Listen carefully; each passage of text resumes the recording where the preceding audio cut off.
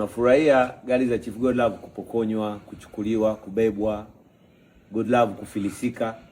Haya, si afadhali hata huyo Chief Godlove sasa aliwahi kuwa na hata hizo gari.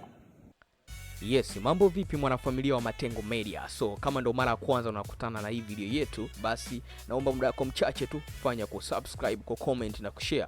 Bwana, kwenye hii video leo nitazungumzia kuhusiana na timbwili linaloendelea kutoka kwa Chief Godlove. Bwana, inaposemekana lakini Chief kanyang'anywa magari yote na saizi kakimbilia Kenya.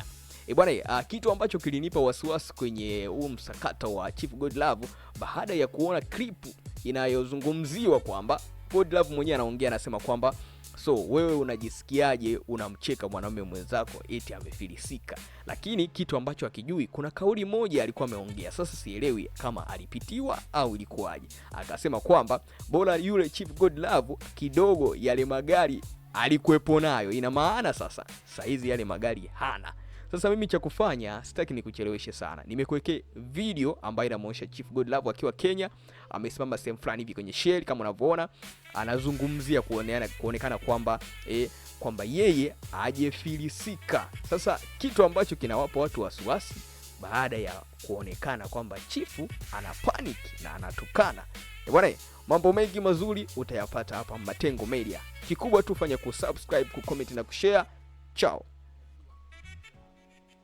Nafurahia gari za Chief Godlove kupokonywa, kuchukuliwa, kubebwa, Godlove kufilisika. Haya, si afadhali hata huyo Chief Godlove sasa aliwahi kuwa na hata hizo gari.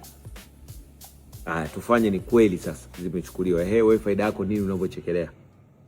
Unakuta mtoto wa kiume anachekelea eti mwanaume mwenzie kupokonywa gari. Si shoga huyo. Au wewe choko mwanetu.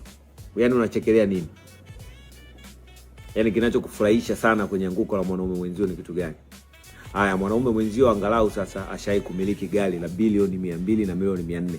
Sasa hivi kapokonywa hana, lakini aliwekwa nalo, ina maana anazijua njia alizozifanya mpaka akalipata.